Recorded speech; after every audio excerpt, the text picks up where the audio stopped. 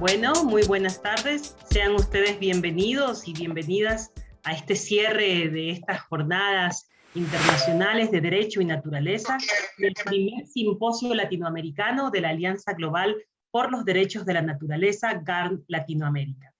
El día de hoy vamos a cerrar con dos personas muy queridas para nosotros, digamos, para también quienes han estado en todo el proceso de defensa de los derechos de la naturaleza. Alberto Acosta, quien nos acompaña el día de hoy. Alberto Acosta es economista ecuatoriano, es profesor universitario, investigador, fue ministro de Energías y Minas, fue expresidente de la Asamblea Nacional Constituyente y compañero de ruta también, digamos, de los movimientos y de las personas que han iniciado en este proceso de defensa de los derechos de la naturaleza. Es autor de varios libros y es un autor reconocido y citado internacionalmente justamente por el reconocimiento de los derechos de la naturaleza en la Constitución ecuatoriana. Bienvenido, Alberto, muchas gracias por estar aquí. Y nuestro segundo invitado también, no menos querido, es Ramiro Ávila Santamaría. Ramiro Ávila es doctor en Sociología Jurídica por la Universidad Nacional del País Vasco, es máster en Sociología Jurídica por el Instituto Internacional de Sociología Jurídica de Oñati y en Derecho por la Universidad Columbia de Nueva York, ¿no? Es abogado licenciado y lo conocemos además porque actualmente es juez de la Corte Constitucional y se desempeña como docente de planta y docente de planta de la Universidad Andina Simón Bolívar. También es autor y editor de varios libros, como el Neoconstitucionalismo Andino, ya algunos libros que se han hecho clásicos también en la cita del análisis sobre el nuevo constitucionalismo latinoamericano y también sobre los derechos de la naturaleza con el libro del oprimido, ¿no? Entonces, también Ramiro es un referente teórico cuando queremos investigar sobre estos derechos, el reconocimiento de estos derechos en sus fuentes, el análisis más filosófico. Y también nos acompaña el día de hoy en representación de la universidad y como director encargado, el doctor Marco Navas, quien va a dar la bienvenida. Muchas gracias, querida Diana. Perdón, estoy con un resfrío. Bueno, estimadas y estimados, me han pedido que a nombre del área de Derecho de la Universidad Andina Simón Bolívar me dirija a ustedes para darles unas palabras de cierre de esta significativa jornada. Esta ha sido una convocatoria muy interesante de dos eventos. El uno ha sido las segundas jornadas de Derecho y Naturaleza y el segundo ha sido el primer simposio latinoamericano sobre Alianza Global y por los Derechos de la Naturaleza, Gran América Latina o Latinoamérica más bien dicho. Una vez más, yo creo que la Universidad Andina ha tenido el honor de ser la sede de un proceso de, ¿cómo le diría?, construcción de conocimiento comprometido con la necesidad de abordar críticamente, perdón, esta gran disyuntiva que enfrenta la humanidad. Nos enfrenta, más bien dicho, a la humanidad nos enfrenta con, ¿sí? En este momento, en esta coyuntura y en general, no solamente en esta coyuntura, sino frente a unas determinadas formas sociales y económicas en que nos emplaza la naturaleza o llegamos a crear, perdón, una tensión con la naturaleza. Y además de generar propuestas, porque no tendría sentido esta jornada si no generamos propuestas alternativas de transformación desde múltiples visiones diversas, digamos así. Sin duda, los temas tratados aquí que han visto ustedes en estos días son temas icónicos y se han tratado en lo que ha sido un proceso de debate y de construcción del conocimiento colectivo. Y ahora, yo diría, voy a repetirlo, vamos a cerrar con éxito la intervención, digamos, con la intervención, más bien dicho, de dos destacados y apreciados colegas. He tenido la feliz ocasión, les decía a ellos en unos minutos anteriores, de trabajar con ambos en distintos ámbitos de lo académico y también de la defensa de derechos. Alberto Acosta nos habla o nos hablaría del proceso global de construcción de los derechos de la naturaleza, un proceso que justamente apela a conceptos tan interesantes como el del pluriverso, por ejemplo, ¿sí? Qué concepto más abierto y más interesante y más como una invitación de llenarlo de sentido, ¿no? Un concepto construido, yo diría colectivamente, obviamente de manera colectiva, más bien dicho, y que se relaciona con una construcción de alternativas a conceptos jurídicos, y no solo jurídicos, sociales y culturales, asentados en un paradigma antropocéntrico. Y para ir transitando hacia otro tipo de paradigma, entonces la pregunta sería, ¿cuál tipo de paradigma o sobre cuál tipo, perdón, de paradigma transitamos? ¿Sí? Yo he propuesto una cosa y me puse a pensar un momento de estos procesos en el sentido de que mucha gente habla de un tránsito entre un antropocentrismo a un biocentrismo. Yo me cuestionaba de que si existe un biocentrismo, ¿sí? Porque no mal haríamos en transitar de un concepto, digamos que centrado en una cosa hacia otro centro. Yo sé que lo bio puede ser un centro, digamos, muy diverso, ¿sí? Pero aún así no es un centro. Entonces, yo, digamos, propuse en alguna parte, en algún escrito, un paradigma biodiversamente fundamentado, así lo llamé. ¿Por qué?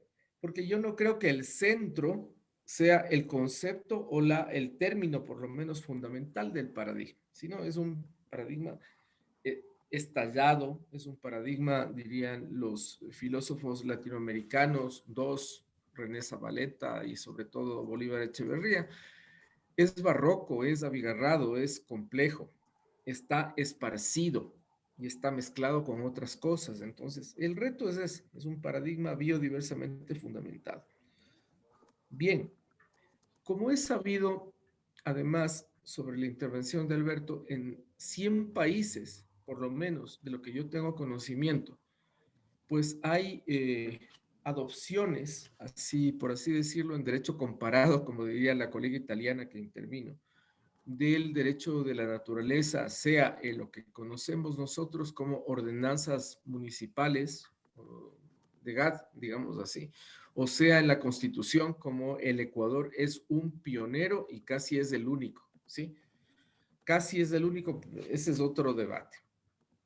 Pero bueno, tenemos 100 países y ahora los 100 países, ¿qué hacen entre sí? Entonces, yo creo que el asunto interesante es ir viendo cómo esos mecanismos producidos en los 100 países van interactuando, dialogando en una suerte de translegalismo, transconstitucionalismo, ¿sí? Cómo van dialogando. Entonces, yo creo que Alberto, no necesariamente desde el punto de vista legal, pero desde el punto de vista socioeconómico, cultural, nos va a aclarar este tema, ¿sí? En referencia a cómo esto va generando un fenómeno mundial, ¿sí? Un fenómeno mundial. De otra parte, pues nuestro colega Ramiro Ávila, y digo colega de la Universidad Andina, profesor, con seguridad reflexionará sobre de qué manera, digamos, actúan o lo que dije antes, digamos, estas iniciativas se convierten en iniciativas de justicia, ¿sí?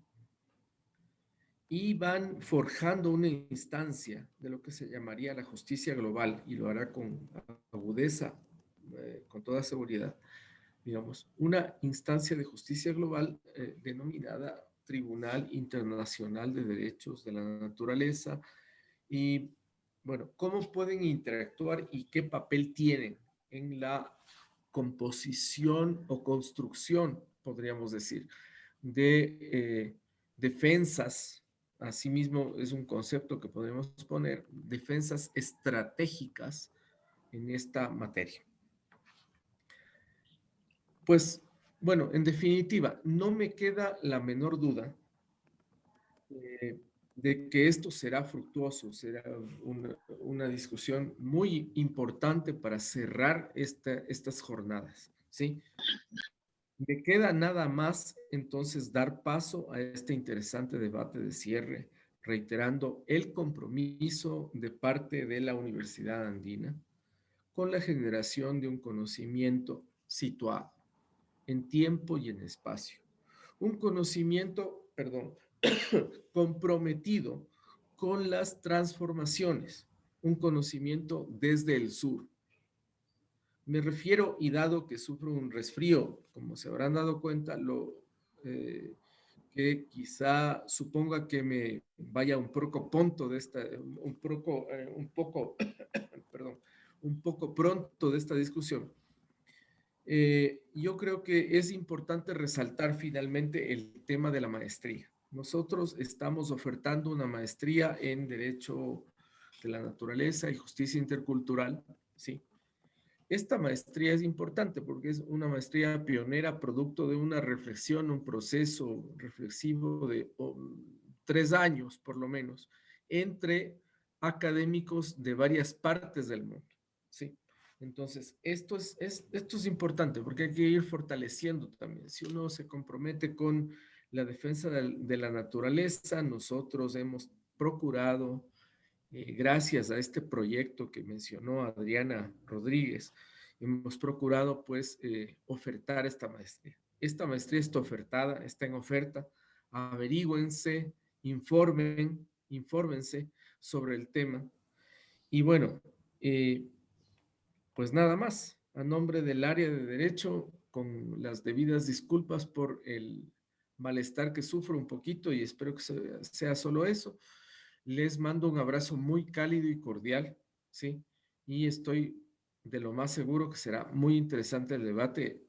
Trataré de seguirlo en la medida de lo posible. Muchas gracias. Bueno, muchísimas gracias al doctor Marco Navas por estas palabras de cierre y ahora sin mucho preámbulo vamos a dar inicio entonces primero al economista Alberto Acosta, que como ya lo dije es un gran amigo, ¿no? Un amigo de la causa de la defensa de los derechos de la naturaleza y también de la justicia intercultural. Alberto Acosta es profesor, es investigador, autor de varios libros y un referente internacional para los investigadores, para los académicos, para los activistas también. Bienvenido, Alberto. Te doy la palabra. Muy buenas tardes, por supuesto ya buenas noches y quizás también buenos días. Quién sabe si alguien nos está escuchando este momento, nos está viendo al otro lado del planeta. Empiezo agradeciendo a Adriana, a Nati y también a Marco por esta invitación para poder participar en estas jornadas. He seguido gran parte de estas jornadas, lo cual me motiva, me compromete y también de alguna manera me complica, porque va a ser difícil estar a la altura de algunas exposiciones que pude escuchar que fueron realmente maravillosas. Exposiciones cargadas de conocimiento y de sentimiento. El sentipensar que tanta falta nos hace para comprender el mundo en el empeño de transformarlo. Y lo hago en este instante también presa de un sentimiento muy especial. Me siento que estoy en un momento de la vida en el cual a la vez soy deudor y acreedor. Creo que nos faltan muchos abrazos y que tenemos que dar y recibirlos. Y eso será, ojalá pronto, porque esta distancia virtual no solo que a momentos resulta aburrida, sino también injusta. Entonces, hasta poder encontrarnos, empiezo enviándoles un abrazo fraterno por este medio a Adriana, a Nati, a Marco y también, por supuesto, a Ramiro. Es un gusto verles y será un gusto escucharle a Ramiro, pero sobre todo será importante abrir la puerta al debate y a la discusión. Me han invitado a hablar de un tema que evidentemente ya no necesita presentación alguna. Los derechos de la naturaleza como una necesidad global. estamos en estas jornadas ya haciendo realidad la práctica de esa demanda, los derechos de la naturaleza desde una perspectiva global. Me parece que eso es clave y fundamental. Pero antes de empezar mi intervención, quisiera partir de una frase de un personaje al cual yo lo tengo permanentemente presente. Quizás el ser humano que más trascendencia tiene, al menos en mi vida. Estoy hablando de esa alma grande, del Mahatma Gandhi, que decía, primero te ignoran, luego se ríen de ti, luego se burlan de ti, después te atacan, entonces ganas. Creo que ese es el camino que hemos seguido con los derechos de la naturaleza y que continuaremos desplegando hasta la vigencia plena de los mismos derechos. Entonces, dicha esta pequeña introducción, empezaría yo invitándoles a hacer una reflexión a partir del momento que vivimos, un momento que demanda mucha memoria, memoria individual y memoria colectiva, para poder tener las reflexiones adecuadas que nos permitan dar pasos para la acción. Estamos frente a una crisis inédita en la historia de la humanidad. Una crisis que no fue provocada por el coronavirus, que apenas la ha agudizado, en la cual una de sus tantas características es ser multifacética, porque no es solo una crisis económica, una crisis sanitaria, una crisis social, una crisis ecológica, es también una crisis de alguna manera de sentido histórico. Estamos, como señalaba aquí Adriana al inicio de esta jornada, en una disyuntiva.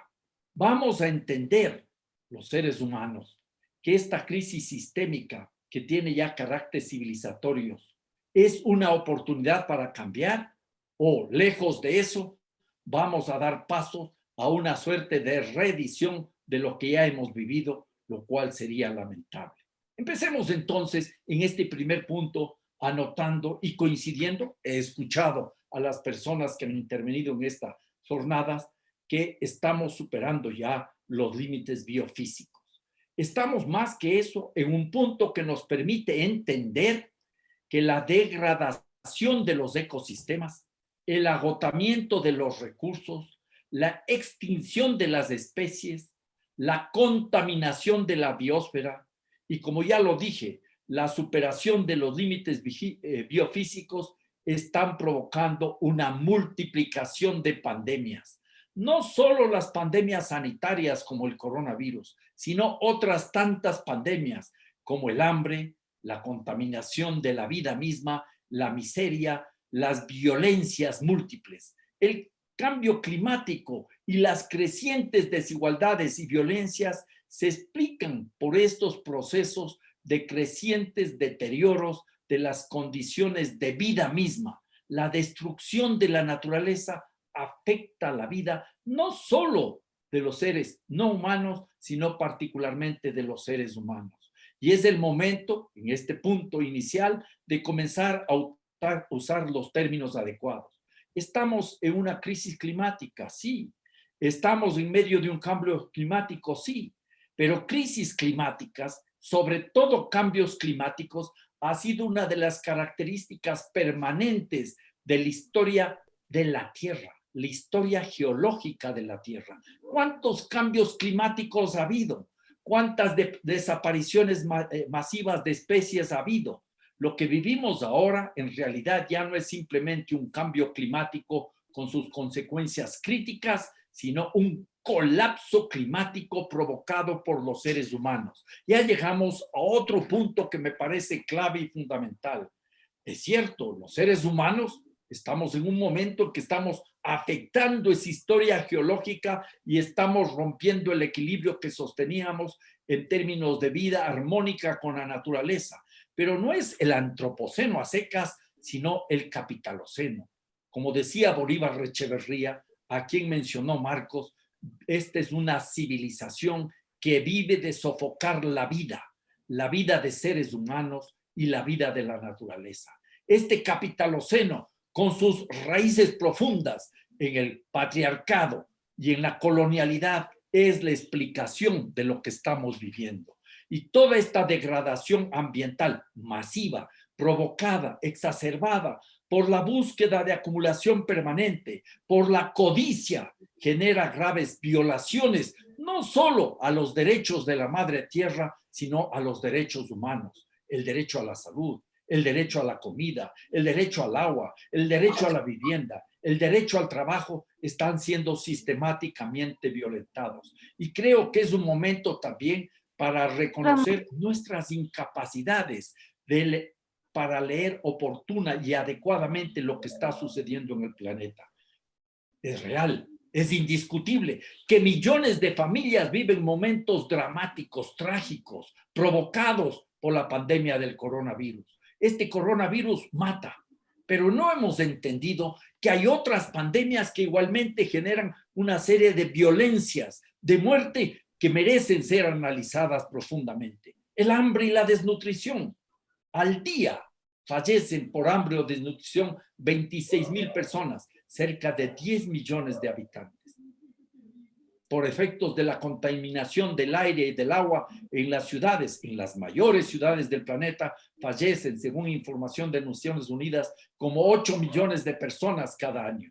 Y han muerto por el coronavirus más de 3 millones de personas. Y lo grave es que estamos empeñados, sobre todo los poderes económicos y políticos, en el retorno a la normalidad. Y sin duda alguna, muchos de nosotros queremos retornar a la normalidad. Empecé diciendo el hambre que tengo de abrazos, de recibirlos y de darlos. Esa normalidad la reclamo, pero hay una normalidad que es una verdadera anormalidad en la medida de que esas anormalidades son las causantes de tantos problemas. Y ya no es más de lo mismo, es más de lo peor. Por ejemplo, expandir la frontera extractivista minera conlleva a seguir dando paso a amputaciones, verdaderas amputaciones a la madre tierra, atropellando a personas y comunidades que viven directamente de la tierra, afectando cuerpos, afectando territorios, afectando subjetividades y, por supuesto, a quienes son guardianes y guardianas de la madre tierra. En ese sentido, empecemos pues a reflexionar sobre la enorme trascendencia que tienen los derechos de la naturaleza. Esta dura realidad demanda fortalecer el principio de responsabilidad de los seres humanos para preservar los ciclos de la naturaleza y reconocer su relevancia. Esto es importante. Esta es una aproximación, si ustedes quieren, de una suerte de egoísmo ilustrado, pero hay que ir más allá. Debemos entender, debemos aceptar en la práctica, no simplemente en el discurso, que los seres humanos somos naturaleza. Este es el punto básico para la vigencia de los derechos de la naturaleza. No podemos seguir explotando y destruyendo la naturaleza por una razón muy simple, porque la naturaleza podría llegar a existir sin seres humanos, pero nosotros no podemos vivir sin nuestra madre tierra, sin la naturaleza. Y entonces dar paso a esta aproximación, que insisto, al inicio puede ser el resultado de un ejercicio de egoísmo ilustrado, nos confronta con elementos fundacionales de la modernidad. Cuestiona de fondo aquella proposición dominante que entiende al ser humano al margen de la naturaleza. No nos olvidemos que, figurativamente hablando, ya desde hace cientos de años, los seres humanos nos colocamos al margen de la naturaleza para dominarla, para controlarla, para subyugarla, para privatizarla y hacer de ella un objeto de explotación, un objeto de políticas de desarrollo y de políticas económicas. Esto nos lleva entonces a entender el momento que estamos viviendo y atender cómo se está este momento proyectando esto de los derechos de la naturaleza a nivel global. El tránsito de la naturaleza, objeto, a la naturaleza, sujeto, cobra cada vez más fuerza en el planeta. La humanidad camina a esa dirección desde diversos rincones. Yo rescato, resalto lo que hicimos en Montecristi en la Asamblea Constituyente de Ecuador, que aprobó la Constitución del año 2008. Allí se constitucionalizaron por primera y única vez los derechos de la naturaleza. Y entonces, desde entonces, ha comenzado a entrar con fuerza en distintos ámbitos este tema de los derechos de la naturaleza. Pero eso no quiere decir que por primera vez entraron o aparecieron en la discusión y en la práctica los derechos de la naturaleza. Lo que hicimos nosotros en Montecristi fue histórico, un paso civilizatorio, pero que tenía ya algunos elementos, como voy a demostrar a continuación, que permitían anticipar, o que ahora permiten anticipar, lo que ya se había transitado en diversas partes del planeta. Es importante entonces tener esto presente para comprender la fuerza con la que este tema de los derechos de la naturaleza incursiona en diversos ámbitos. La justicia, por ejemplo, no solo en Ecuador, sino en otros países. Lo que significan las luchas de resistencia y de reexistencia enarbolando los derechos de la madre tierra. Lo que significan los esfuerzos académicos, como el de la Universidad Andina Simón Bolívar, con su maestría en el mundo académico. Naciones Unidas nos dice que ya 36 países están trabajando el tema de los derechos de la naturaleza de una u otra manera. Lo que sí debe quedar claro, al menos para quienes participamos en la discusión constituyente del año 2008, antes desde el 2007 en realidad, es que la gran raíz, el tronco de los derechos de la naturaleza emerge desde los pueblos indígenas, desde hace mucho tiempo atrás. Cuando los pueblos indígenas hablan de la madre tierra, en quichua, Pachamama, la madre tierra, no usan como una metáfora, es la realidad, es la indiscutible y insustituible realidad. La madre tierra es, en realidad, la que nos da todos los derechos de vida. Y esa gran raíz de los pueblos indígenas nutrió el debate en Ecuador, en Montecristi, nutrió también los debates en otros países, rescataría los esfuerzos en Bolivia, particularmente con la Cumbre de los Pueblos y de la Tierra en abril del año 2010 en Tiquipaya, Cochabamba, Bolivia, y luego también la aprobación en Naciones Unidas del agua como un derecho humano fundamental, tal cual establece el artículo 12 de la Constitución ecuatoriana. Y esta discusión y este debate se ha ido ampliando en el planeta. En Colombia hay un río y la Amazonía y varios otros ríos que podrían adquirir el carácter de sujetos de derecho. En Nueva Zelanda, en la India, en los mismos Estados Unidos. Y como hablará luego Ramiro, surgen iniciativas desde la sociedad civil, como el Tribunal Internacional de los Derechos de la Naturaleza, conformado con la participación de personas de todos los continentes, cuyo verdadero valor es el de las resoluciones éticas. Pero hay algo más. Hay otras formas de aproximarse al tema, recuperando otras lecturas.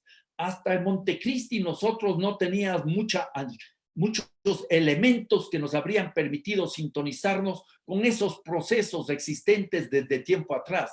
Yo reconozco que la primera vez que escuché hablar de los derechos de la naturaleza fue hace cerca de 20 años de parte de un jurista colombiano, Ciro Angarita, que vivía en silla de ruedas, que se movilizaba en una silla de ruedas y que nunca escribió sobre el tema, pero nos habló en una reunión del Instituto Ecuatoriano de Estudios del Tercer Mundo, estudios ecologistas del Tercer Mundo, sobre la necesidad de pensar en los derechos de la naturaleza.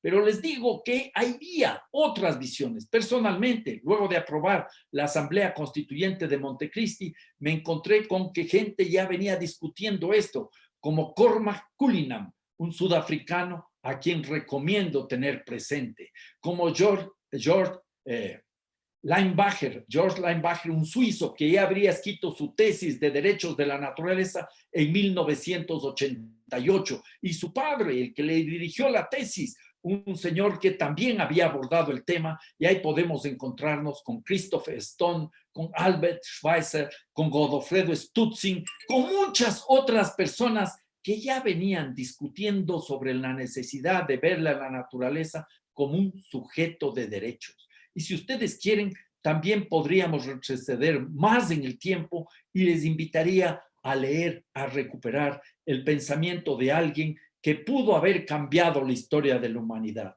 me refiero al filósofo Baruch Spinoza. Hace ya cerca de 400 años hablaba de la natura naturanda y no de la natura naturada. Él hablaba de la naturaleza como el verdadero ser viviente que construía y reconstruía la vida. Y claro, en esa época, un judío que pensaba de esa forma era marginado y su pensamiento no llegó a cuajar entonces. Pero ahora con fuerza vemos cómo hay algunos elementos que nos permiten y nos remiten a otros personajes, como Hans Carl von Carlowitz, un personaje que viene del mundo de la minería y recupera el valor de la madre tierra.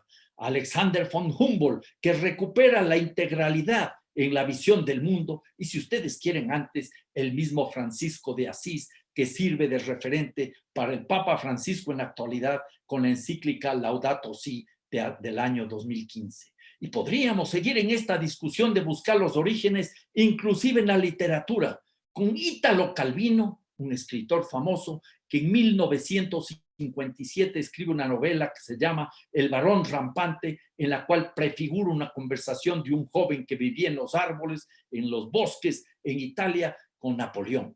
Y le reclama y le pide a Napoleón que incorpore en la nueva constitución de la nueva república los derechos de las mujeres, los derechos de la niñez y los derechos de la naturaleza. Entonces nos encontramos con que a nivel global, desde diversas versiones, teniendo en el caso ecuatoriano como punto fundamental el mundo de los pueblos originarios, la naturaleza es un ente viviente. Y entonces todo esto nos lleva a una serie de conclusiones fundamentales. Si la naturaleza tiene derecho, tenemos que superar las formas de organización social antropocéntricas que han colocado al ser humano por fuera de la naturaleza. Y la realidad es muy compleja y lacerante. Vivimos procesos que tienen larga historia, agudizados con el capitalismo, que han llevado a la desnaturalización de la naturaleza, como dice este pensador Enrique Leff, uno de los más brillantes pensadores latinoamericanos vivos. En ese escenario viene de la mano todo este proceso de desnaturalización de la naturaleza con un proceso de deshumanización de la humanidad, porque no podemos manejar la defensa de la naturaleza al margen de la defensa de los derechos humanos. Es tan grave este proceso de deshumanización de la humanidad que la individualización, el individualismo a ultranza se ha transformado en una verdadera enfermedad social. Y hay dos países en el planeta. Países ricos, países considerados como desarrollados, en donde se ha establecido ya un ministerio de la soledad. Me refiero a Holanda y me refiero al Japón. Hay que atender a la gente que vive en soledad, que han perdido los vínculos humanos, los más mínimos vínculos humanos, y no es un tema de pobreza, es un tema de ausencia de humanidad. Y ahora, en medio de esta pandemia, creo que esa es otra de las cuestiones que tenemos que rescatar. Entonces, recordemos, y a partir de eso concluyamos en algunos elementos básicos, que una de las acciones ideológicas más brutales de la humanidad fue la separación entre cultura, civilización por un lado, y natura o naturaleza por otro lado. Con eso quedó expedita la vía para dominar, para manipular a la naturaleza, sobre todo en la época de la civilización capitalista. Dominio transformado en un principio totémico, difícil de contradecir y de desmontar. Romper las tradiciones, sin lugar a dudas, es más complejo que saltar sobre la sombra de uno mismo. Aceptar a la naturaleza como sujeto de derecho en oposición a quienes buscan dominarla y hacer de ella un objeto de negocio, de apropiación, de acumulación, recae en tales complejidades. Se tolera, como decía Enrique Viale en la intervención que él hizo el día de ayer, reconocer derechos casi humanos a personas jurídicas, pero no así a la vida no humana. Enrique tiene toda razón. Uno de esos investigadores y luchadores más notables que hay en nuestra América, y nos dice que hay que dar paso a esa superación. Y sabemos, no es nuevo, cada ampliación de derechos en un momento dado fue impensable, fue considerado como un sueño o como una locura, motivo de burla, de risa, como habría dicho el Mahatma Gandhi. La emancipación de los esclavos o la extensión de los derechos a indígenas, a mujeres, a la niñez, fueron rechazadas por ser consideradas acciones absurdas. El mismo Jaho Chang, un economista profesor en la Universidad de Cambridge, recuerda lo complejo que fue eliminar la contratación de niños y de niñas para el trabajo en el proceso naciente de industrialización en Inglaterra en el siglo, a principios del siglo XIX, porque se decía, estaba afectando la libertad de contratación. Y en ese escenario, incluso la aceptación de los derechos humanos ha demandado y sigue demandando una permanente disputa. Y aún así estamos lejos de su vigencia plena. En suma, el derecho a tener derechos se ha conseguido siempre con luchas políticas para cambiar visiones, para cambiar costumbres y para cambiar leyes que niegan derechos. Luchas que devienen, y eso es fundamental de los derechos de la naturaleza, en una fuente potente de pedagogía, una fuente que nos permite entonces seguir avanzando en base a una claridad conceptual y sobre todo de voluntad de cambio. Como se decía y nos recordaba Héctor Buitriago de Aterciopelados el día de ayer, la tarea de derribar estatuas tiene que ser no solo físicas, sino ideológicas y simbólicas. Tenemos que derribar estatuas. No es que nosotros le damos derechos a la naturaleza, no es que le devolvemos los derechos a la naturaleza. La naturaleza nos da el derecho a vivir y ese es el punto medular. Y no se olviden, la naturaleza no se equivoca. Si le destrozamos sus bases de vida, la naturaleza nos pasa lo que decimos vulgarmente una factura. Y entonces, así emerge el desafío transformador de reconocer los derechos de la naturaleza, pasando de un enfoque antropocéntrico a uno sociobiocéntrico. Y Marco Navas tiene toda la razón. No se trata de tener nuevo centro o nuevos centros, un enfoque en el cual la vida misma en global garantice todos los centros, pero eso implica reconocer la indivisibilidad e interdependencia, la relacionalidad de toda forma de vida que a la vez mantenga y haga realidad los derechos humanos, no como un marco jurídico abstracto, sino como una herramienta de transformaciones profundas. El fin es entonces también fortalecer y ampliar esos derechos humanos, complementándolos, profundizándolos con nuevas generaciones de derechos como parte de la permanente emancipación de los pueblos. Aquí cabe entonces declarar que los derechos humanos no son iguales a los derechos de la naturaleza, pero son complementarios. Los derechos de la naturaleza se consideran como derechos ecológicos, a diferencia de los derechos ambientales que surgen desde los derechos humanos. Esta diferenciación no es menor, es fundamental, no para tratar de creer, como dijo algún ignorante en algún momento dado, que los derechos humanos se subordinan a los supuestos derechos de la naturaleza, no, sino para entender cuál es su nivel y cuál es su campo. Estos derechos ecológicos que provienen de los derechos de la naturaleza buscan proteger ciclos vitales, buscan proteger procesos evolutivos. Voy terminando. Buscan proteger no solo especies amenazadas o las áreas naturales, se fijan en las colectividades, no solo en los individuos. Es importante decir entonces, en síntesis, que los derechos de la naturaleza son un cuerpo de derechos que deberían ir caminando y complementándose con los derechos humanos. Y así, pese a todas las adversidades, pese a todas las dificultades, pese a todas las complejidades, pronto llegará el día en que tendremos la Declaración Universal de los Derechos de la Naturaleza. Y luego avanzaremos a una declaración conjunta de derechos universales para la vida que garantice la armonía de la humanidad y de la naturaleza. Entonces, en confrontación con este pensamiento reduccionista, nosotros tenemos que comenzar a repensar el mundo desde los derechos humanos, a repensar el mundo desde los derechos de la naturaleza. Soy economista y debo reconocer que no va más aquel equilibrio perverso de economía, sociedad y ecología. La economía tiene que subordinarse a las demandas de la sociedad, de las comunidades, pero los individuos y las comunidades humanas tienen que estar en armonía con la naturaleza.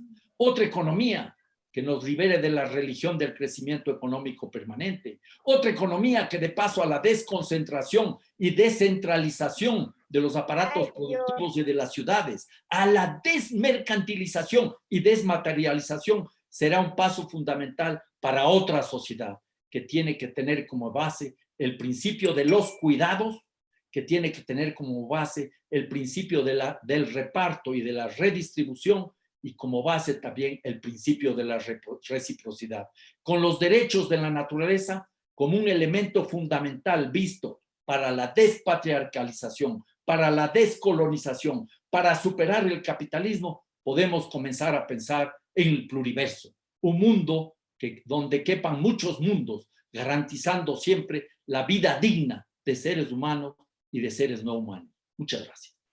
Muchísimas gracias, Alberto. Muchas gracias por tu intervención. Realmente ha sido, hiciste como toda una reflexión de lo que hemos visto en estos días de la jornada, y me parece que eso es súper interesante, este análisis que haces, y no es que es apocalíptico, porque a veces la gente piensa que es apocalíptico, y es realista, ¿no? El colapso, nos decía también Vandana Shiva, sobre el momento climático, la crisis climática es mucho más agresiva de lo que se piensa, ¿no? Y que esta crisis y este colapso climático tiene que ver por y está provocado justamente por sistemas, por este capitaloceno que ha movido hacia una deshumanización también, ¿no?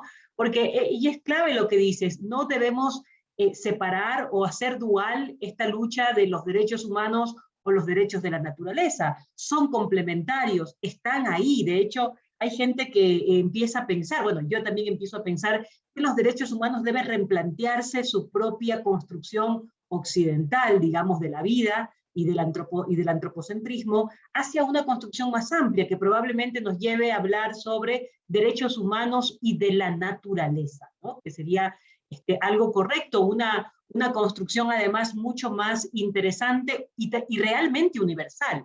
Porque cuando nosotros hablamos solo de derechos humanos y dejamos a un lado a la naturaleza, yo me pregunto cuántas ontologías no occidentales dejamos por fuera.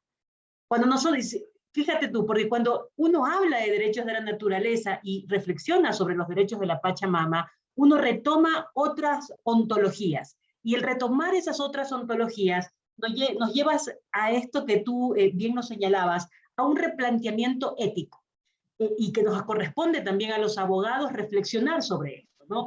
Quiere decir este replanteamiento ético que no solamente es un replanteamiento hacia otro centro, como bien lo dijo también Marco y Alberto, sino como un nuevo discurso moral, ¿no? Y ese nuevo discurso moral debe irrumpir en todo el pensamiento, por un lado jurídico, pero también en el pensamiento político y en el pensamiento de la modernidad, hacia una transformación, digamos, de la modernidad. Entonces, esto, lo que nos acabas de exponer, y a mí me quedó justamente sonando esto que dices, cómo países están hablando ya sobre el ministerio, sobre construir ministerios tan posmodernos también, ¿no? Como el Ministerio de la Soledad. Y cómo los derechos de la naturaleza irrumpe también en un escenario, en un escenario de soledades, ¿no? Me parece que es interesante. Y bueno, vamos a seguir conversando. Esto es solamente el comentario que quería hacer de tu exposición, mi querido Alberto, y ahora le vamos a dar paso, como he dicho, al no menos querido jurista ecuatoriano, Ramiro Ávila Santamaría. Ramiro, que está con nosotros, conocido, digamos, por movimientos sociales, justamente por buscar ser un académico comprometido con los derechos de la naturaleza. Ramiro es doctor en sociología por la Universidad del País Vasco, también es máster en sociología jurídica, que es la línea, digamos, de estudio de Ramiro en la Universidad de Columbia de Nueva York, y actualmente es juez de la Corte Constitucional. Ha escrito varios libros. Ramiro es un referente, como ya lo dije, es un referente internacional justamente sobre la construcción de los derechos de la naturaleza y del constitucionalismo andino. Te doy la palabra, querido Ramiro, entonces, justamente para que nos hables un poco sobre el tribunal, donde fuiste también, donde compartiste con Vandana Shiva, ¿no? Okay, muchísimas gracias. Quisiera primero comenzar como tiene que ser, agradeciendo a la Universidad Andina, a GAN, y también quisiera agradecer a Sedegma por organizar este evento y reunir a tanta gente importante. Me siento realmente honrado. Siento también que después de lo que acaba de hablar Alberto, siento que lo que podría decir, digamos, es una mala copia o una mala referencia a lo que él profundamente ha dicho y que también ha sintetizado, creo yo también, lo que ha pasado estos 2 días de evento. También quisiera decir y agradecer a Alberto no solamente por estar acompañándonos el día de hoy, sino también porque creo que el Alberto es de esas personas que logran sintetizar en ciertos momentos de la historia cuestiones que tienen que decirse y pronunciarse. Y el Alberto es ese personaje histórico, a mí me parece, que cumplió un rol tan fundamental, no solamente en Ecuador y en la Constituyente, sino también en reconocer a nivel global y poner las palabras y los artículos junto con otras personas, pero el rol de él, digamos, es un rol histórico fundamental en el desarrollo del derecho global y en particular de los derechos de la naturaleza. Entonces, para mí es un honor así inmenso estar con este querido ser humano y escuchar y siempre aprender de lo que él dice. Entonces, gracias, Alberto, por haber hecho lo que hiciste en la Constitución de Montecristi, por seguir trabajando y reflexionando y seguir profundizando y no dejar, digamos, que las cosas se queden ahí en relación a los derechos, al movimiento por los derechos de la naturaleza. Gracias, Alberto, y la verdad es que me siento como no adecuado después de lo que hiciste, y todo lo que dijiste hace un rato. De todas maneras, hay algunas cosas que voy a decir que son como variaciones de lo que acaba de decir el Alberto, que creo que es importante para poder poner en contexto el Tribunal Internacional de los Derechos de la Naturaleza. Entonces, quisiera hablar, enfatizar, seguir reflexionando sobre las múltiples crisis que creo que muchos de los que hemos intervenido entre ayer y hoy lo hemos dicho, y luego en ese contexto ponerle al Tribunal de los Derechos de la Naturaleza como un espacio de esperanza y también como un símbolo que refleja los cambios de los tiempos en relación al derecho y al movimiento y a los movimientos sociales. Entonces, quisiera comenzar hablando de las crisis. Efectivamente, yo creo que como ha dicho Alberto, vivimos múltiples crisis. Yo creo que las crisis humanas que tenemos siguen siendo crisis profundas y graves. Seguimos teniendo, a pesar de todos los desarrollos jurídicos, sociales, constitucionales, económicos y todo lo que uno puede decir, seguimos teniendo crisis de representación en la democracia. Las democracias nuestras son terriblemente imperfectas. Seguimos teniendo crisis de reconocimiento. Sigue habiendo profundas discriminaciones, exclusiones y muertes por la identidad que tiene la gente. Y seguimos teniendo unas crisis de distribución, pero inigualables en la historia de la humanidad. Como nunca antes hemos tenido tanta concentración de riqueza y tanta pobreza y exclusión en el mundo. Esto que a mí me encantó, esta palabra del capitoloceno que habló Alberto, porque creo que refleja todo esto. Y además tenemos múltiples violencias entre los humanos. No hemos podido resolver los problemas del humano y tenemos guerras, tenemos violencias familiares, tenemos femicidios, tenemos genocidios, torturas, ejecuciones, tenemos represiones brutales y las estamos viviendo en Latinoamérica, en Colombia, en Chile, lo vivimos en Ecuador. Y yo digo, ni siquiera hemos resuelto el problema de los humanos y además ahora tenemos el problema de la tierra, el problema de la naturaleza, la crisis ecológica y esto que mucha gente ha llamado el antropoceno y también tiene que ver con esta sexta extinción que por primera vez nosotros estamos viendo en una vida humana cómo están desapareciendo especies que normalmente toman entre 100,000 y 1,000,000 de años para desaparecer. Lo vemos en una vida humana. Vemos cómo desaparecen los rinocerontes, cómo desaparecen los tigres, los leones blancos, cómo tenemos las últimas jirafas en no sé dónde. Desaparecen miles de insectos, miles de plantas vegetales.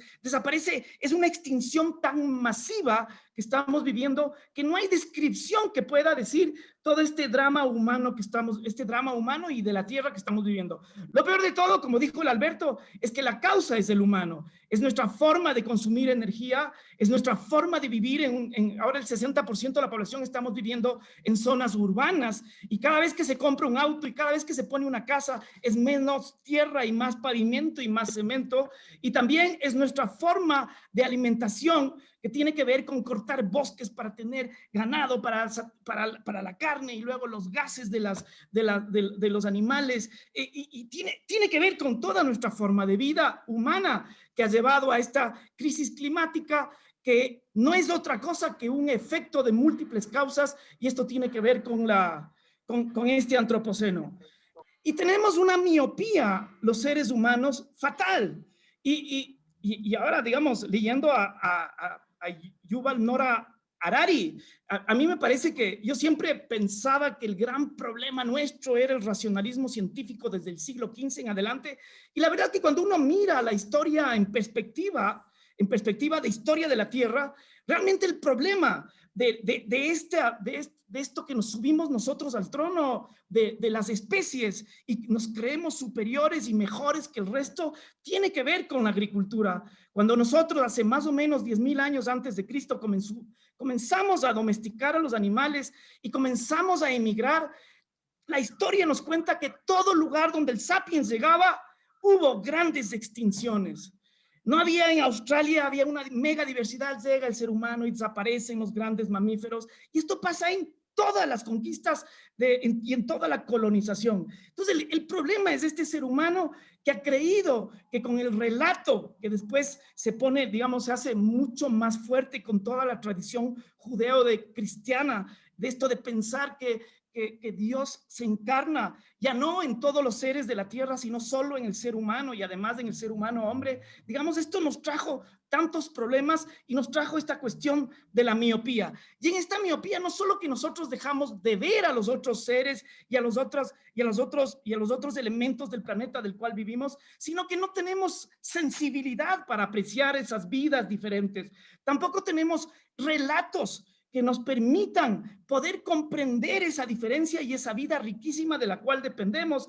Y uno de esos relatos que no entiende esa existencia compartida de este planeta Tierra tiene que ver con el derecho. El derecho, quizás como ningún otro relato, ha tenido esa capacidad enorme de irse apropiando y creer que la tierra, que el agua, que el oxígeno, que las plantas, que los vegetales y que todos los elementos de la naturaleza pueden ser apropiables y pueden ser vendibles, distribuibles y destructives, digamos.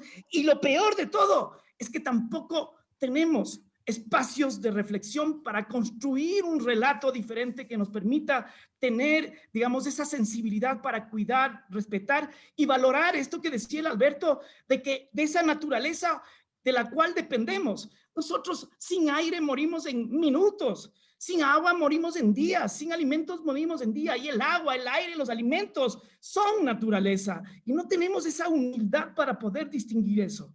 Muy bien, en este problema, en estas múltiples crisis de la tierra y del ser humano, y en esta carencia de espacios, es donde surge el Tribunal Internacional de los Derechos de la Naturaleza. A mí me parece que uno de los primeros síntomas de hacia un cambio distinto de paradigma lo hace la Constitución de Montecristi.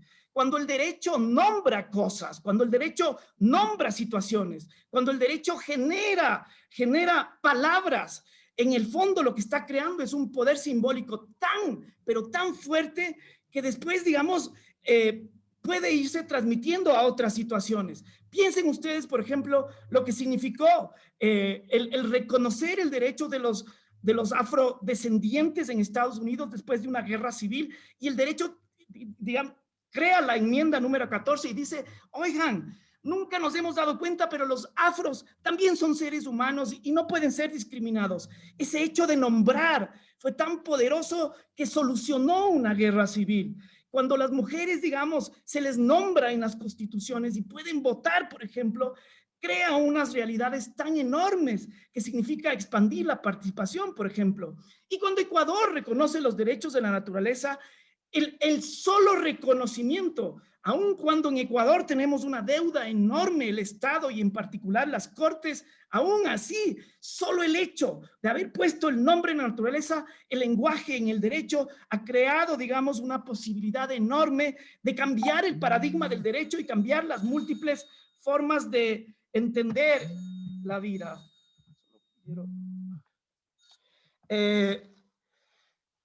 Eso es un paso. El siguiente paso, fíjense, se expide la Constitución de Montecristi y por supuesto lo que pasó en el mundo jurídico en particular es que la cultura jurídica no estaba a la altura de ese reconocimiento tan, digamos, de ese paso tan grande y simbólico que dio la Constitución de Montecristi. Y entonces, al no estar a la altura, hay que generar espacios para crear relatos, para que estos actores que son reconocidos puedan intervenir y para que se pueda generar una forma distinta de concebir la naturaleza y sus derechos.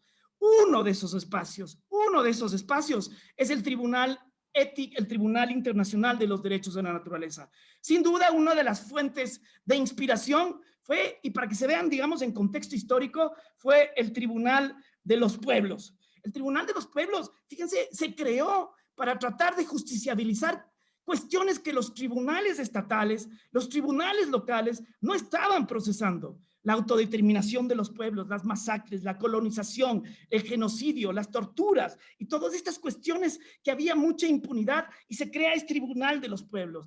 ¿Cómo concebir esta cuestión de una guerra atómica, de una guerra civil? No hay espacios donde discutir. Y se crea este Tribunal de los Pueblos que después yo creo que uno de los efectos, algunos años más tarde, es la Corte Penal Internacional. Entonces, crear unos espacios éticos, crear unos espacios con gente que tiene conciencia de los problemas y que también tiene relatos y discursos que son nuevos y que son paradigmas que están en competencia con los tradicionales, es tremendamente importante. Ese es el origen. En el año 2014, acá varios ecologistas, por supuesto, entre ellos estaba Nati Green, que nos acompaña, también estaba Alberto Acosta y muchísimas personas más, entre una de las formas que se acuerda para poder seguir llevando adelante la idea de que la naturaleza tiene derechos y esos derechos son exigibles, es la creación de este Tribunal Ético de los Derechos de la Naturaleza.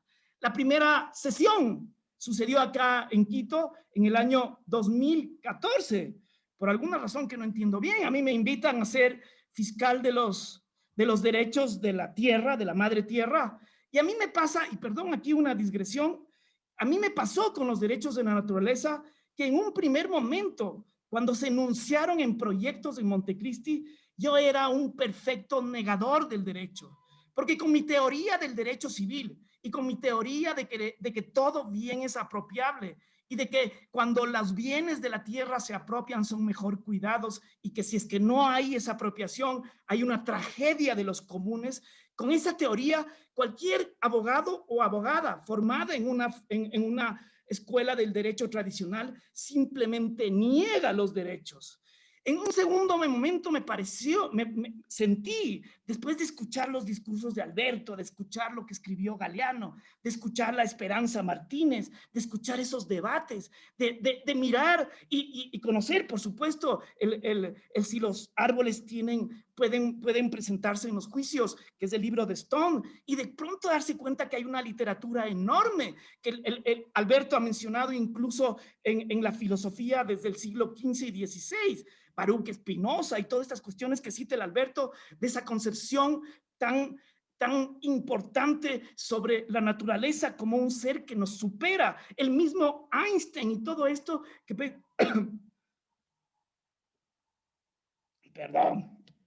siempre pensaron que la naturaleza es un fenómeno pero tan profundamente misterioso y del cual conocemos tan poco, que lo menos que podemos hacer es respetarla. Entonces, se crea este Tribunal de los Derechos de la Naturaleza. Este sería mi tercer momento. Entonces tengo un momento de negación, un momento de simpatía intuitiva a los derechos de la naturaleza, y luego tengo, y quizás gracias al Tribunal de los Derechos de la Naturaleza, yo creo que estoy intentando hacer una defensa ya no intuitiva, sino informada de lo que es los derechos de la naturaleza y tomarse en serio eso. Cuando uno está en el tribunal, quizás una de las cosas que a mí más me impresionaba era, imagínense en esto ustedes, estamos en un tribunal y, señor presidente, pido por favor que pueda comparecer el Parque Nacional Yasuní. Señor presidente, pido que comparezca el arrecife de Australia. Señor presidente, pido que comparezca el Golfo de México. Y esto, digamos, es absolutamente loco si es que uno se queda en la teoría del derecho civil y en la propiedad y en el derecho individual, pero digamos, es este nuevo paradigma. Si nosotros estamos reconociendo sujetos y todos los elementos que están en la naturaleza, digamos, otra actitud tiene que haber. Entonces, y el tribunal comienza a funcionar. ¿Qué derecho es el que aplica el tribunal? El primer derecho que aplica el tribunal es la Constitución de Montecristi. Ahí hay unas palabras tremendamente profundas desde el preámbulo y también lo que está en el artículo 71, lo que es ciclo de vida, lo que es estructura, que nos obliga por la Constitución y el preámbulo a mirar los discursos y las formas de relacionarse los pueblos indígenas, y por lo del artículo 71 nos hace una invitación a conocer la biología, conocer la química, conocer la física y comprender qué es un río, qué es una planta, qué es un bosque, qué es un ciclo vital, qué es el ciclo del nitrógeno, qué significa esto de la entropía y la ley de la conservación, y digamos, y uno tiene que aprender. Entonces, la Constitución es una fuente del derecho, sin duda alguna, sin duda alguna. El otro es la Declaración de los Derechos de la Madre Tierra, que se aprobaron en Cochabamba, que también tiene una síntesis muy hermosa con 4 artículos, algunos muy poéticos, sobre lo que es la tierra, sobre los que son los elementos y sobre los principios básicos de los derechos de la naturaleza. También el tribunal se enriquece de la jurisprudencia que ha hecho creativamente muchos países de la región y de otros lugares, en la India, en la China, en Argentina, en Colombia, por supuesto, y esto es importante. Y en términos doctrinarios, Alberto mencionó a Cormac Cullinan, y él desarrolla una teoría que yo la abrazo y la estoy explorando en sus extremos, que es esto del derecho salvaje. Y el derecho salvaje no es otra cosa que considerar que el derecho de los humanos es un derecho más en igualdad de condiciones, con el derecho de los ríos, con el derecho de los mares, con el derecho de la tierra, con el derecho de las montañas, con el derecho de los bosques. Y en ese un derecho más, la legitimidad del derecho humano solo tiene sentido si es que guarda coherencia y respeto a las leyes que nos superan, que son las leyes de la naturaleza. Entonces hay unas leyes de la tierra que no podemos romper, la podemos conocer y lastimosamente lo conocemos para explotarlas. Y esas leyes de la tierra son leyes que además responden al cosmos y al universo. Ahí hay unas leyes implícitas, hay unas leyes. Toda la vida, perdonen que cite a Einstein, porque estoy leyendo una biografía de Isaacson sobre Einstein, y claro, toda la vida de Einstein estaba encaminada a encontrar una teoría general que logre comprender las leyes de la naturaleza, y no lo logró.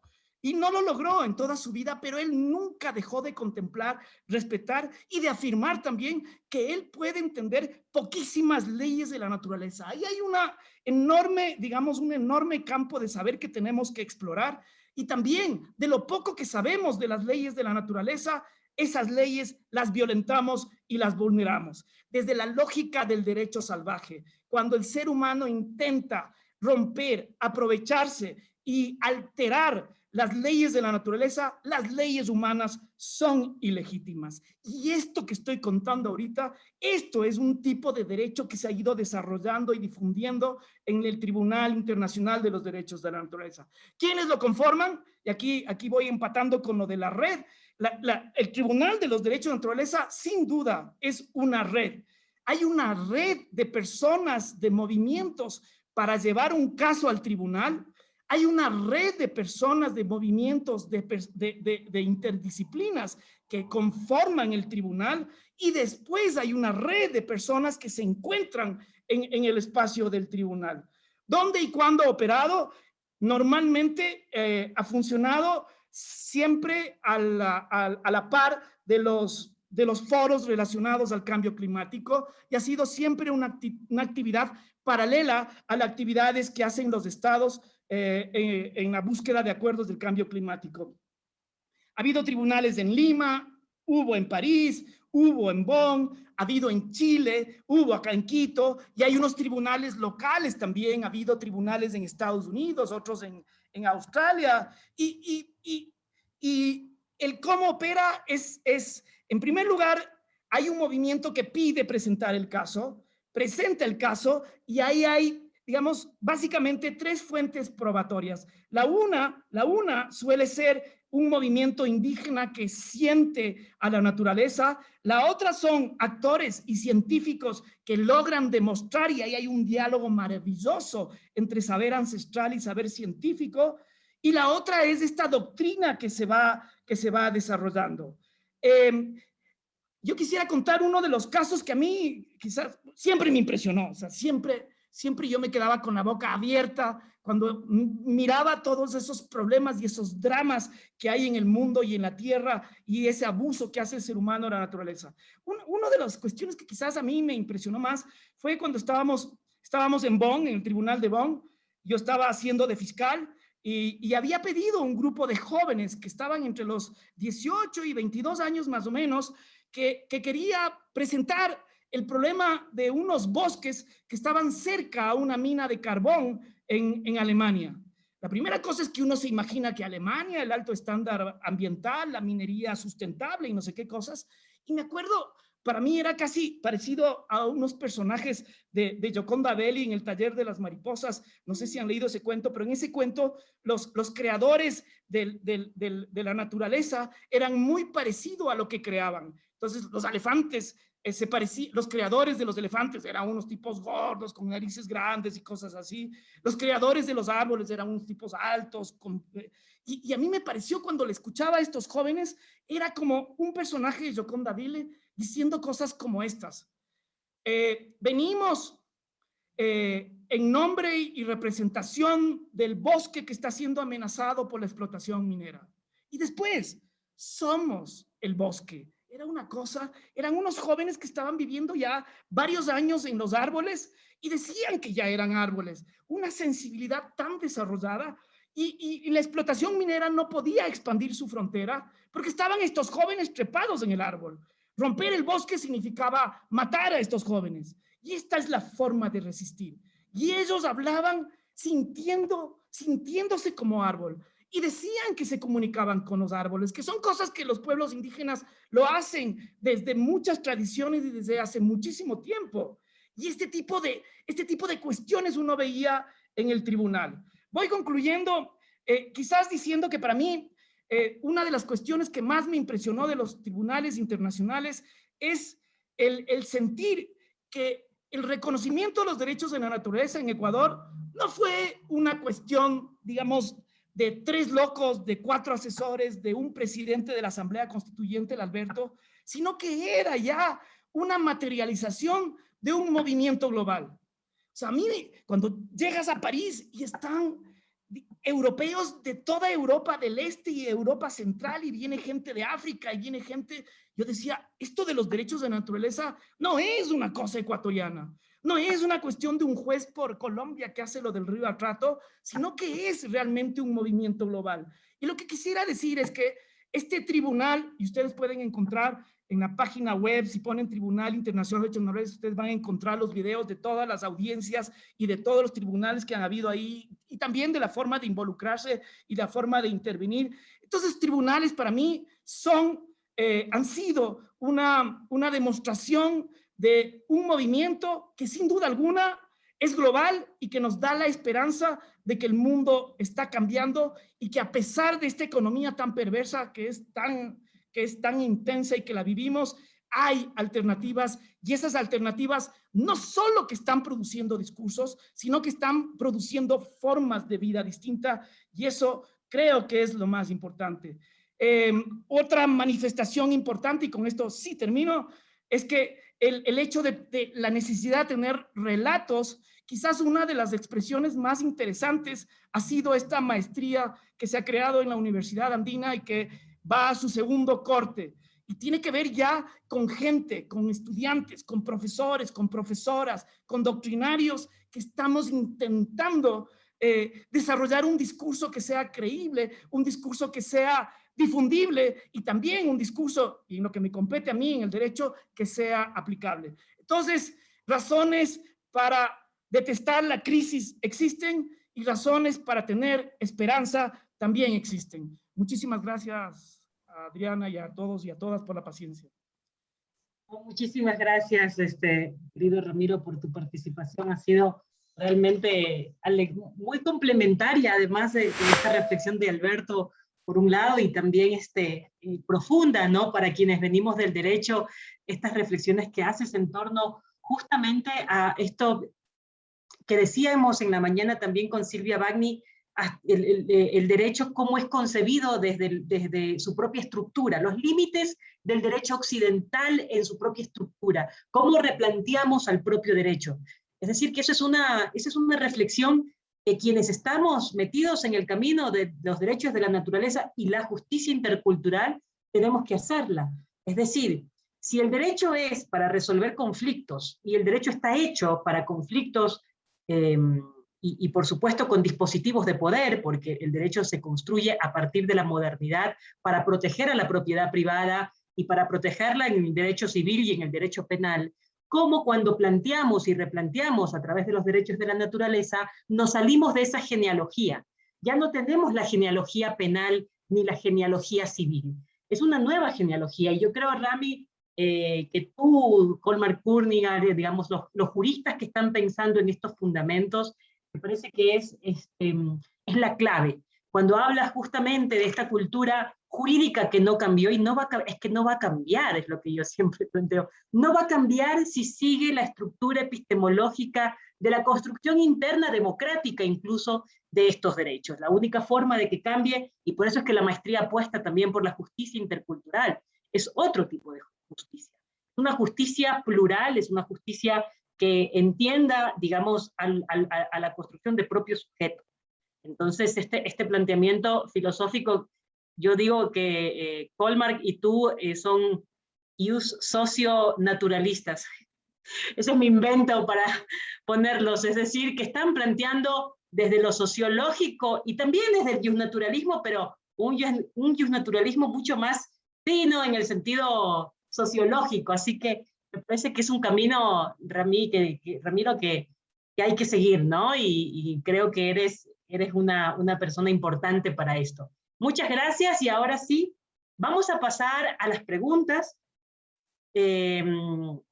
Las preguntas están abiertas, ustedes pueden escribirlas y las vamos comentando. Sí, además, la experiencia que cuentas del tribunal, fantástica, ¿no? Fantástica. Debería hacerse un texto solamente contando la experiencia del tribunal. Creo que eso ya es toda realmente todo un lugar de análisis, un corpus, lo que acabas de relatar, ese corpus excelente. Bien, hay una pregunta, yo les voy a pedir si es que se puede, bueno, no sé, hay preguntas, hay como excelente Ramiro, aquí hay una pregunta, me parece, a ver, no, sobre la excelente, hay una Luis Alberto Buñay, te puedo dar, pero las preguntas tienen que ser, ya sabes, Luis Alberto, ¿no? Concretas y lo demás. Gracias. Hola, buenas noches con todos, todas, todes. Qué placer estar aquí, qué placer también poder escuchar la experiencia de todos y todas y todos. Tengo una pregunta para las tres personas que intervinieron, que es Ramiro, el doctor Ramiro Ávila, que es Alberto, y quizás Marco Navas, que nos pueda también ayudar. Pese a que la Constitución del 2008 pudo reconocer jurídicamente la naturaleza como sujeto de derechos, a mí me parece muy importante poder tocar una tecnología o una técnica del poder que tiene el ordenamiento jurídico ecuatoriano, que es el Código Civil, que para mí es el lugar en donde más se cosifica e instrumentaliza a la naturaleza. El artículo 584 del Código Civil dice que las cosas corporales se dividen en muebles e inmuebles. El 485 dice que los muebles son los que se pueden transportar de un lugar a otro, o sea, moviéndose por sí mismo como los animales. Y el artículo 587 dice que las plantas son inmuebles mientras adhieran al suelo por sus raíces, a menos que estén en macetas, cajones y que puedan transportarse de un lugar a otro. En cambio, el 589 dice que los animales de un vivar, los frutos de los árboles, de las maderas y de los campos, también se reputan muebles y pueden hacerse para con el dueño. Entonces, les quería preguntar a ustedes, ¿qué perspectiva tienen de esta circunstancia que todavía está en el ordenamiento jurídico? ¿Cuál sería su criterio y qué mecanismo tendrían ustedes para poder solucionar yo diría, un agravio a los derechos de la naturaleza, que es casi como una invisibilización en el ordenamiento infraconstitucional? Muchas gracias. Muchas gracias. Antes de dar la palabra, hay un par de preguntas también en el chat. Una es de Jessica Alejandra Martínez. ¿Cuál es el primer paso práctico y colectivo en el campo económico para ir hacia otras economías que no mercantilicen a la naturaleza? Déjenme ver. Mercantilicen. Y otra pregunta es, ¿qué sucede con las ordenanzas municipales que no se cumplen por falta de recursos? Se reclama el se demanda, y lo que es peor, necesitamos leyes que defiendan la protección de la naturaleza. ¿Cuánta ineficiencia, cuánta ignorancia hay de los gobiernos locales, necesidades económicas insatisfechas, etcétera, ¿no? Me parece que eso tiene que ver más con el tema de lo local, de los municipios y esto. Aquí hay otro. ¿Cuáles son, esta pregunta para Ramiro, cuáles son los retos y perspectivas de litigio estratégico a la naturaleza? Y supongo cuál es la relación de estas estrategias también con los pueblos indígenas, ¿no? Aquí hay otra. ¿Qué sucede con las... Bueno, esto ya está. Estas son las preguntas. Creo que no hay más. Déjame ver si no hay más. En cuanto a minería, el tema de minería, ¿cuál sería la función del tribunal, por ejemplo, en temas específicos de minería? Creo que no puede responder esto, Ramiro. No lo podrá responder porque es juez. Mira, te cuidé, Ramiro, cuidado. Alberto quizás sí pueda. Tal vez Alberto, o bueno, podemos pensar aquí, pero el tema de la minería, ¿cuál es la función del tribunal? Me parece que podríamos pensar, Alberto podría darnos esta respuesta. Bien, no creo que hay más preguntas, déjeme ver, aquí hay otra pregunta. Sí, no hay más preguntas, entonces, abrimos la respuesta, no sé quién quiere empezar. Empezamos con Alberto, en el mismo orden, ¿no? Bueno, empecemos por anotar algo que me parece fundamental. Los derechos de la naturaleza rompen con la estructura tradicional de lo que considerábamos el derecho formal.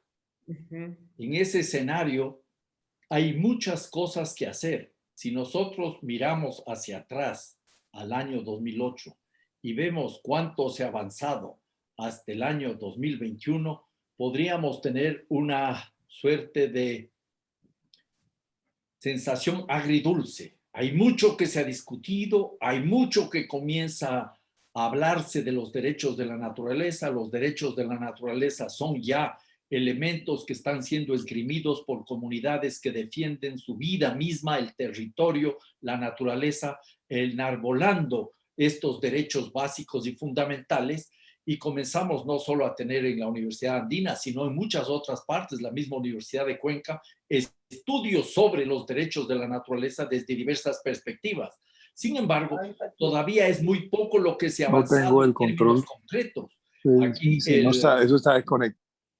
El compañero que intervino nos recuerda todas las limitaciones existentes en los códigos vigentes.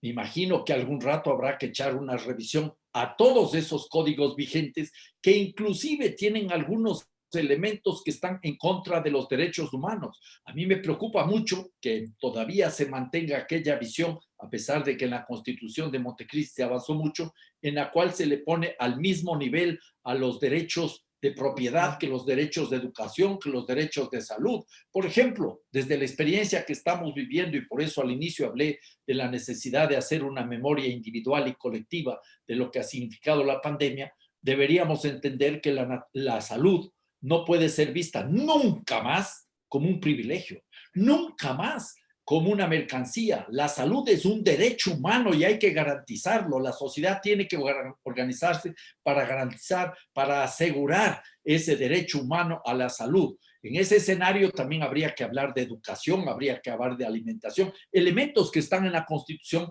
y que todavía en los marcos jurídicos vigentes no han sido adecuadamente incorporados. Me imagino que Ramiro y por supuesto Marco podrán dar una respuesta categórica al respecto, pero esa es una de las grandes tareas presentes, porque los agravios de la naturaleza no solo vienen por el hecho de que no haya los marcos jurídicos adecuados, sino porque tenemos un sistema que todavía sigue viendo a la naturaleza como un objeto que puede ser apropiado, que puede ser explotado y que en la práctica puede ser hasta destruido. El derecho de la propiedad garantiza todo eso. Y entramos, por ejemplo, al tema de la minería, que es una pregunta que yo sí creo que habría que plantearla y discutirla. Se nos vende ahora a los ecuatorianos, a las ecuatorianas, la minería como la alternativa para salir de la crisis, sobre todo cuando las reservas petroleras están en claro declive. Este tema nos debería hacer a nosotros hacer múltiples análisis, un análisis desde los derechos de la naturaleza, una mina a cielo abierto para mantener esa figura que planteó Ramiro, que me parece fundamental, es una verdadera amputación a la madre tierra. No hay minería sustentable, nunca va a haber minería sustentable. Por definición, la sustentabilidad es un proceso que garantiza su funcionamiento en el tiempo sin ayuda externa. Si se extrae una tonelada de cobre, esa tonelada de cobre ya no puede ser reproducida, al menos en términos de tiempos humanos. Eso requerirá millones de años, si es que eso es posible. Entonces estamos frente a un tema muy complejo que nos obliga a discutir la cuestión de la minería desde varios ámbitos. Inclusive no nos olvidemos que la minería genera tales niveles de destrucción que son inconcebibles e inaceptables. Yo tengo ahí, por ejemplo, algunas cifras que nos dicen que la extracción de minerales en una mina como Cóndor Mirador demandaría extraer material que equivalen a por lo menos 5 o 7 panecillos para poder llegar al mineral propiamente dicho, que dejan una serie de desechos tóxicos en las relaveras o en las piscinas, en los diques de cola, que equivaldrían a por lo menos el volumen de 3 lagos San Pablos. Y no nos olvidemos que además, en términos simplemente económicos, el tema de la minería es una gran estafa. Si todos los proyectos mineros estratégicos, los 7, entraran en funcionamiento, podríamos obtener exportaciones en 50 años estimadas con todas cifras oficiales en unos 132 mil millones de dólares, pero le quedan al Estado apenas unos 27 mil millones de dólares, un 20%, lo cual ya afecta el artículo 408 de la Constitución, que dice que el ingreso mínimo para el Estado tiene que ser algo más de la mitad de los beneficios que se lleva una empresa en actividades extractivas. Pero entonces le metamos adicionalmente la cuestión ambiental para poder exportar 132 mil millones de dólares en 50 años, que representan algo así como 870 millones de dólares al año, menos de lo que se pagaba en salarios a los funcionarios públicos en el año 2018-2019 al mes.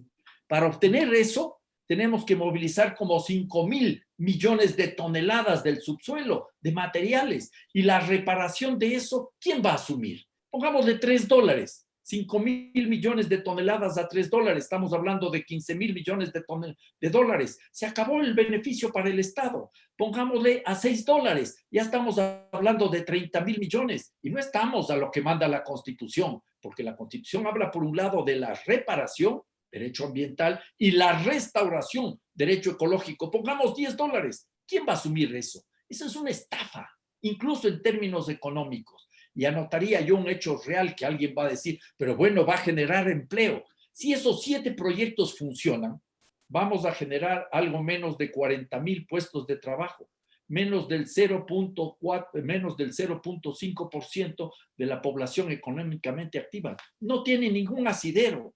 Y si rescatamos los derechos de la naturaleza, muchos de esos proyectos no tienen nada que hacer porque están afectando las fuentes de agua. caso de Quimsacocha o Loma Larga, caso de INTA, caso del proyecto ya mencionado, el Cóndor Mirador, y entre otros. Y en el ámbito de la economía, aceptar que la naturaleza es sujeto de derechos nos plantea una serie de horizontes de transformación civilizatoria. Desarma, por ejemplo, la pretensión de mercantilizar la naturaleza, que es una pretensión totalizadora del capitalismo, que tiene una serie de lógicas perversas de acumulación movidas por la codicia y el afán de lucro sin fin, tan enraizadas en el economicismo dominante. Nosotros tendríamos que encontrar en la ciencia económica, desde hace mucho tiempo atrás, si ustedes quieren, desde los fisiócratas, Adam Smith, David Ricardo y los otros, en realidad, una suerte de confirmación de aquella visión que en parte tiene un origen judeo-cristiano, de verle a la naturaleza como objeto a ser dominado. En el Génesis hay algunos elementos claros al respecto, lo cual no quiere decir que en la Biblia no hayan mensajes y mandatos que hay que tomar en cuenta para proteger la naturaleza, que han sido recuperados en la encíclica Laudato Si del Papa Francisco. En ese escenario, también los derechos de la naturaleza están disputando desde los mundos de la indigenidad, como decía Aníbal Quijano, el sentido histórico de la modernidad, que estableció una perversa división entre lo natural y lo cultural. Lo natural, lo salvaje, lo cultural, lo civilizatorio. En ese escenario también hay que dar paso a la superación de visiones y prácticas antropocéntricas, ya lo dije en mi intervención, como parte de un ejercicio de descolonización y despatriarcalización. Lo interesante aquí es que esto conduce a un proceso de mestizaje jurídico que suma las visiones de los pueblos originarios, que ven a la madre tierra no como una metáfora, como su madre efectiva y práctica, con aquellas expresiones jurídicas que surgen también desde la modernidad, sobre todo empeñadas en proteger el ambiente en beneficio de los seres humanos y también la naturaleza y la vida misma. Y en ese contexto deberíamos ir transitando hacia lo que a mi modo de ver es el paso fundamental que tendrán que analizar y plasmarlo en la práctica los y las juristas, que es entender que quien en esencia nos otorga a los humanos el derecho a la existencia es la madre tierra. Ese derecho salvaje que mencionaba Ramiro, que ha recuperado con mucha fuerza Cormac Cullinan. En ese escenario, entonces, es importante comenzar a la búsqueda de fundamentos biocéntricos, y vale otra vez usar el término, para construir una posteconomía. Elementos de una posteconomía o de otra economía parten por los siguientes puntos y concluyo. Uno, tenemos que liberarnos de la religión del crecimiento económico permanente. En un mundo con límites biofísicos es imposible, es inviable el crecimiento económico permanente. Tenemos que entender que hay límites biofísicos. En otras palabras, tenemos que entender que la naturaleza no se equivoca y que cuando nosotros afectamos a la naturaleza, afectamos la base de la producción misma, por no decir de la realidad de los seres humanos. Necesitamos entonces dar paso a la desmercantilización, que a mi modo de ver es fundamental, y eso pasa por algo muy importante, como reconocer que el agua es vida y no puede ser mercantilizada.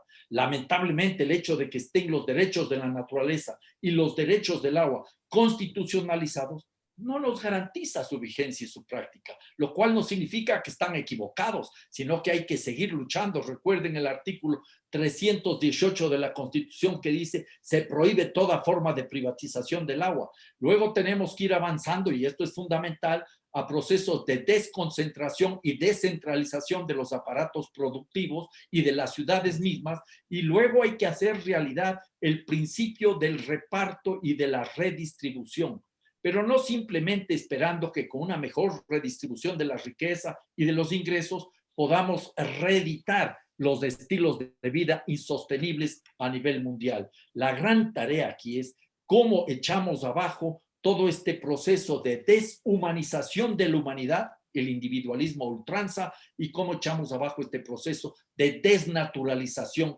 de la naturaleza. Son algunos retos que no solo tienen que ver con el ámbito de lo jurídico, sino con el ámbito de lo económico, con el ámbito de lo político y con el ámbito de lo cultural. Hay muchas estatuas que tenemos que seguir derribando de la modernidad, que es una suerte de camisa de fuerza que nos impide seguir pensando en clave de pluriverso, en clave de justicia social y de justicia ecológica. Las dos van siempre de la mano.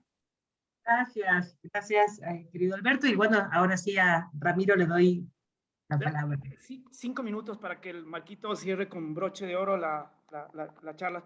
Muy brevemente, a la pregunta de Luis Alberto, yo le contestaría que en general el derecho es un espacio de disputa, de poder, de significados. La misma Constitución norteamericana, por ejemplo, permitió la esclavitud y también permitió la exclusión de la mujer y permitió la explotación laboral.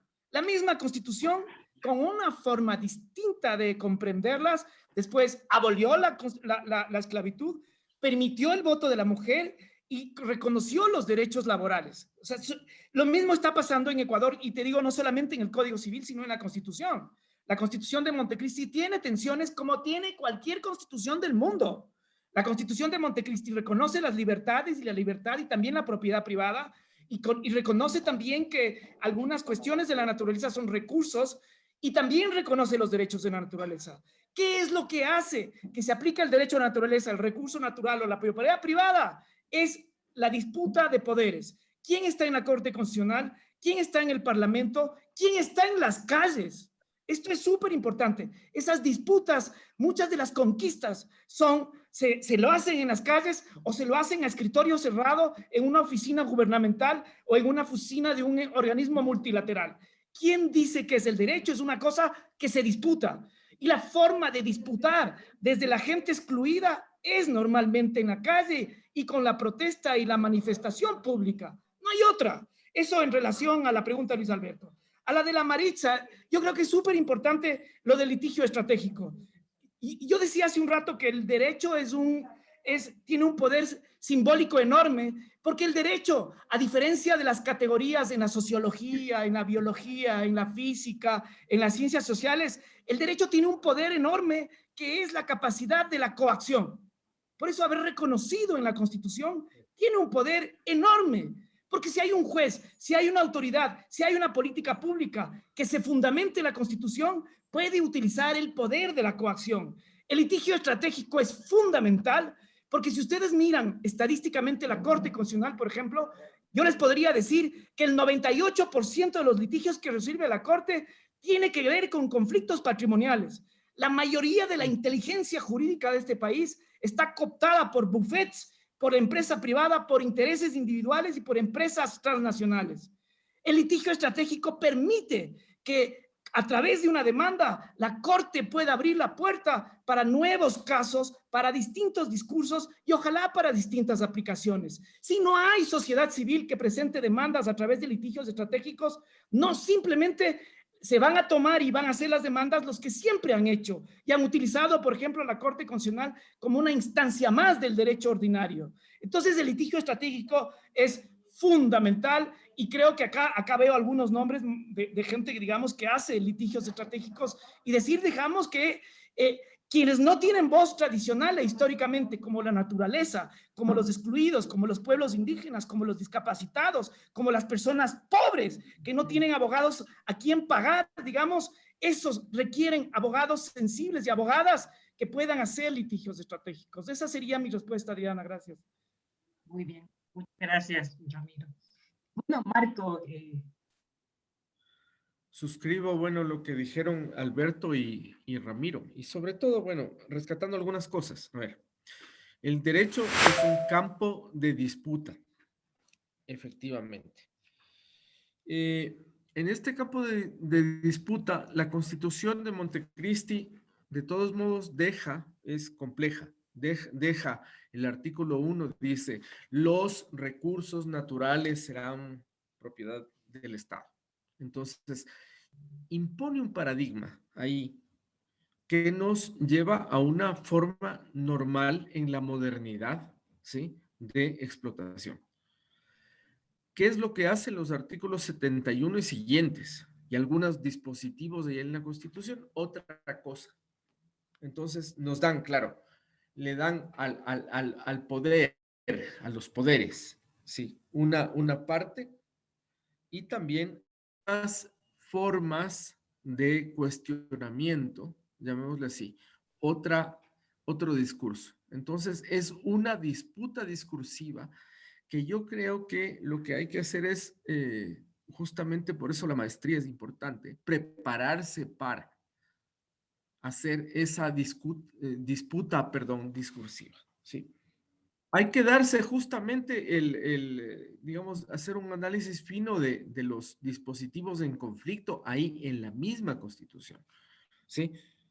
Ahora, yo suscribo con Ramiro el tema del discurso jurídico, es decir, hay que generar nuevos argumentos, nuevas argumentaciones, ¿sí? Que superen esos dispositivos del clásico derecho civil, Tigar y Levy, digamos, el derecho penal, ¿no? Donde nos dicen, bueno, nos centramos en la posesión de algo, porque somos además un ser superior, entre comillas, y Francisco lo cuestiona en el Laudato Si, pero bueno, somos un ser superior según la construcción del discurso civil que nos permite posesionarnos de alguna cosa, algún bien, ¿sí? Entonces yo creo que ese es el reto, eso es lo que estamos haciendo. No es una cosa fácil ni rápida, es una cosa de cuestionamiento o generación de una pedagogía un tanto lenta, que se va a ver en varias generaciones. Quizá se vea, yo tengo 2 nietos, una nieta de 3 y un nieto de 4. En estas generaciones, donde ya vemos una relación distinta con otros seres, incluyendo las plantas, los árboles, las plantas, el aire, ¿no? Porque podemos decir que el aire es un ser. Entonces, lo interesante es que la academia, y ese yo creo que puedo ser lo que no dijeron Ramiro y Alberto, sí, la academia somos ahora un sistema de redes, donde la academia, el gran profesor o lo que sea, la gran científica, Marie Curie, no está sola, sí, sino que estamos imbricados, estamos relacionados con personas, gente, experiencias, ¿sí? Ahora, aunque sea pues de manera virtual, pero tenemos experiencias, sentimientos, la sentipensancia que bien mencionó Alberto, digamos. Entonces, esa academia también en una perspectiva compleja, deberíamos ir deconstruyendo estos paradigmas tradicionales, tanto de los derechos civiles y penales como de la economía clásica, de, ¿no es cierto?, posesión de los bienes, ¿sí? Y forma de explotarlos, sino una forma nueva de poder ir construyendo una relación con. Y ahí el gran reto yo creo que es una cosa que se critica desde el otro lado, desde el extractivismo, desde la economía internacional, global, capitalista, del capitaloceno, ¿sí?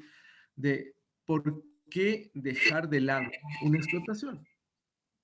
Y entonces tenemos que ir generando una de las formas, yo creo que es una muy puntual, porque yo no soy economista, pero se me ocurre, si involucras comunidades con la naturaleza en una economía global, comienzas a hacer una diferencia. Si involucras otras formas de hacer producir esa naturaleza, pero en consonancia con ella, por ejemplo, abonos, un tipo de cuestión de reciclaje, no sé, sí, de sustancias mismas sin usar químicos.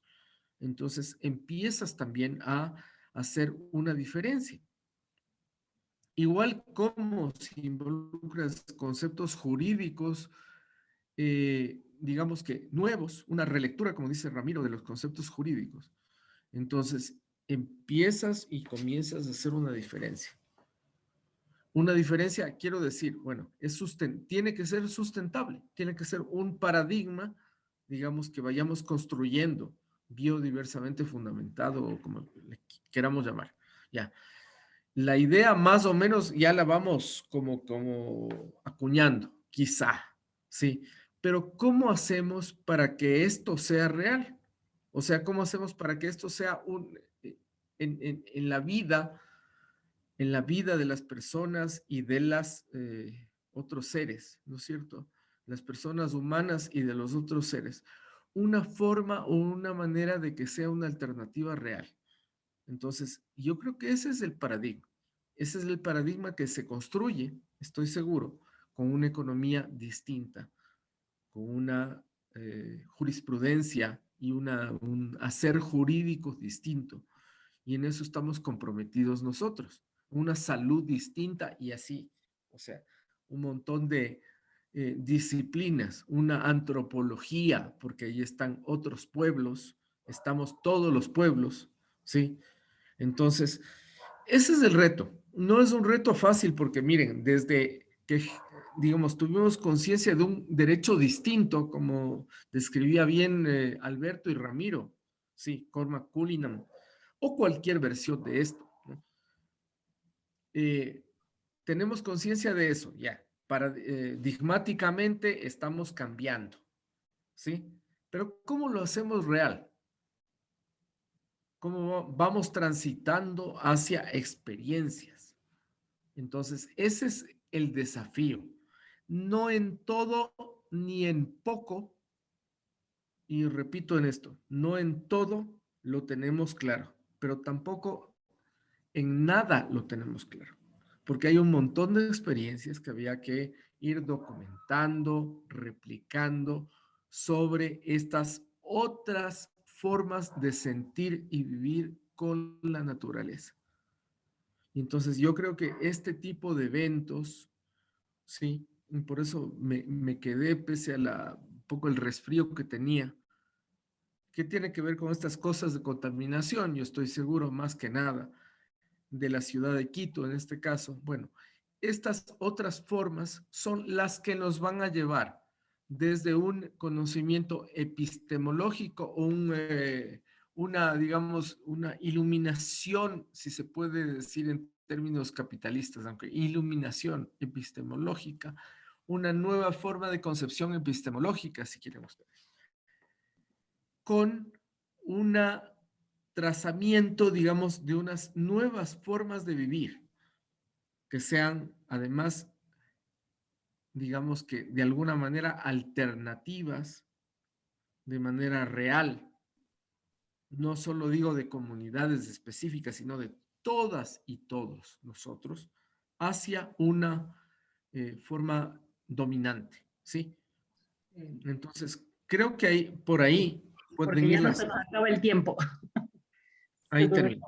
Gracias por esas reflexiones finales que realmente condensan y profundizan también todo lo que hemos hablado el día de hoy. Gracias, querido Marco. Bueno, y gracias a todos y todas por haberse quedado hasta el final de estas jornadas que fueron 2 días intensos de trabajo.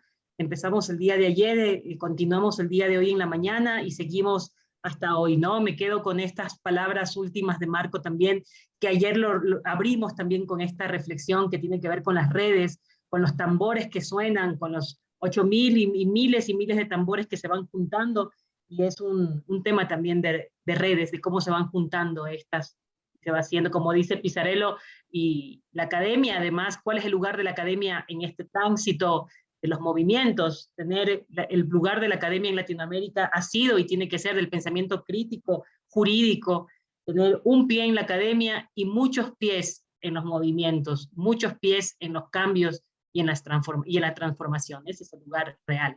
Si no, no es crítica.